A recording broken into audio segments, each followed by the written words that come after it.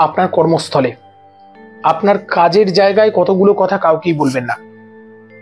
মনে রাখবেন, আজকের যুগে কেউ কারো বন্ধু নয়। খুব বাস্তব একটা কথা। আপনি যতই আপনজন ভাবুন, সে আপনার আপনজন নয়। যতই কাছের মানুষ ভাবুন, সে আপনার কাছের মানুষ নয়।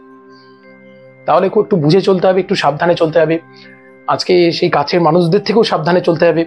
কাজের জায়গায়, আপনি যেখানে কাজ করছেন, আপনার অফিস হতে পারে, আপনার কর্মক্ষেত্র হতে পারে, সেখানে গিয়ে কখনোই আপনার ব্যক্তিগত বাড়িতে যে ঝগড়া অশান্তি চলছে সেগুলো কখনো বলবেন না।